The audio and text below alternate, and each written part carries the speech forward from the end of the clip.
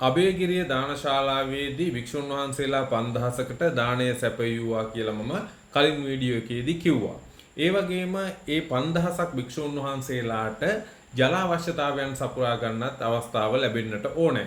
උන්වහන්සේලාගේ ස්නානීය ජල අවශ්‍යතා සපුරාලන්නට තමයි මේ පොකුණ නිර්මාණය කරලා තියෙන්නේ. මේ පොකුණට කියන්නේ ඇත් පොකුණ කියලා. පොකුණේ තොරතුරු කියන්නට කලින් මේ නමේ මට පොඩි ගැටලුවක් ආවා. ඇත් පොකුණ කියන නම පාවිච්චි කරලා තියෙන්නේ මේ පොකුණේ විශාලත්වය නිසාලු. නමුත් ඇත් පොකුණ කියන නාමය ඉංග්‍රීසියට පරිවර්තනය වෙනකොට එලිෆන්ට් පොන්ඩ් බවට පත් වෙලා තියෙනවා. ඇතාට කියන්නේ ටැස්කර් කියලා. එහෙමනම් ටැස්කර් පොන්ඩ් බවට පත් වෙන්නට ඕනේ. ඒ වගේම මෙතන මේ විස්තර කරන්න ඉන්න මිනිස්සයා කියන කතන්දර ටික පොඩ්ඩක් අහලා බලන්නකෝ. මේකේ ඇත්තු නෑම දෝ කියන්නේ. මේකේ ඇතුනාවල නැහැ. මේකට ඇත් පොකුණ කියන්නේ ඇතෙකුට වඩා විශාල හින්දා. මේ පොකුණේ දිග අඩි 500යි. මේකට ඇත් පොකුණ කියන්නේ ඇතෙකුටත් වඩා විශාල හින්දා. අතීතයේ මේ පොකුණට ඇත් පොකුණ කියලා නම තියලා තියෙන්නේ ඇතෙකුටත් වඩා විශාල නිසා කියලා මේ මහත්මයා විස්තර කරනවා මේ පොකුණ බලන්නේ නායට. ඇතෙකුට වඩා හැම පොකුණක්ම විශාලයි. ඇතෙක් නාවන්න නම් ඇතාට වඩා පොකුණ විශාල වෙන්න ඕන කියලා මේ මහත්යාට හිතෙන්නේ නැත්තේ ඇයි මට නම් තේරෙන්නේ නැහැ. මේ පොකුණේ විශාලත්වය පිළිබඳව කතා කරනවා නම් දිග අඩි 500ක් තිබෙනවා. පළල අඩි 150ක් තිබෙනවා. ගැඹුර අඩි 50ක් පමණ වෙනවා. ඔලිම්පික් පිහිනුම් තටාක 6ක් පමණ විශාලයි.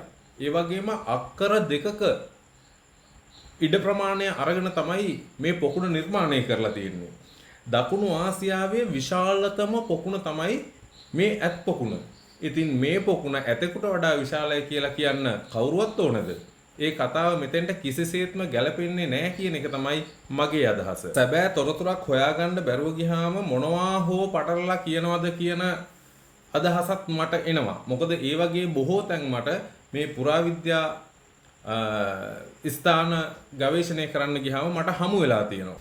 මම මේ කියන කතාව හොඳින් අවබෝධ කරගන්න මම මේ කියන්න හදන්නේ අලි බොරුවක්.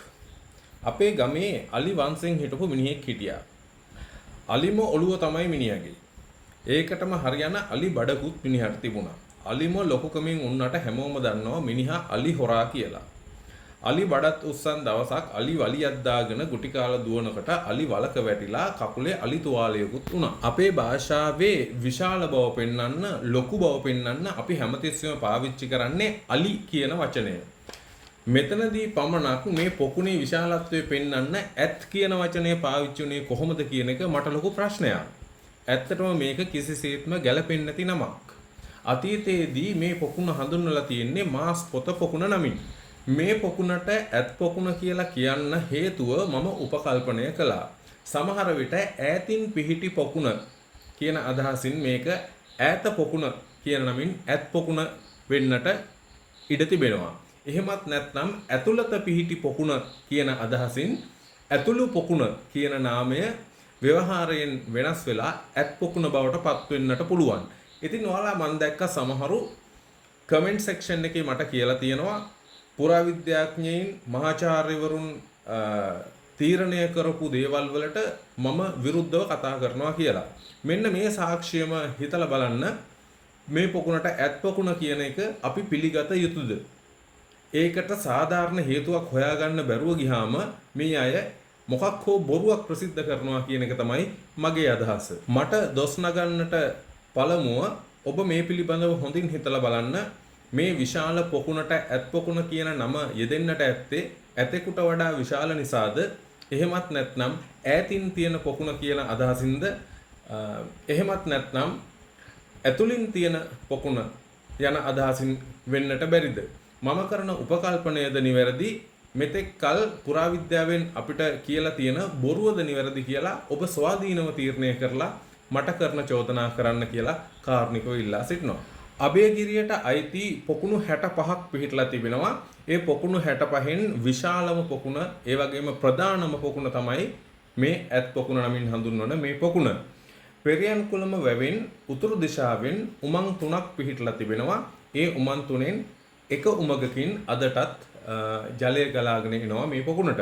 ඒ වගේම දකුණු දිශාවෙන් තිබෙන බුලන්කුළම වැවෙන් උමම් පද්ධතියක් තිබෙනවා. නමුත් ඒ උමම් පද්ධතිය මෙන්න මෙතන ඒක තාම පාදාගෙන නැහැ. උමග පෙනෙන්නට තිබෙනවා. නමුත් බ්ලොක් වෙලා තියෙන්නේ.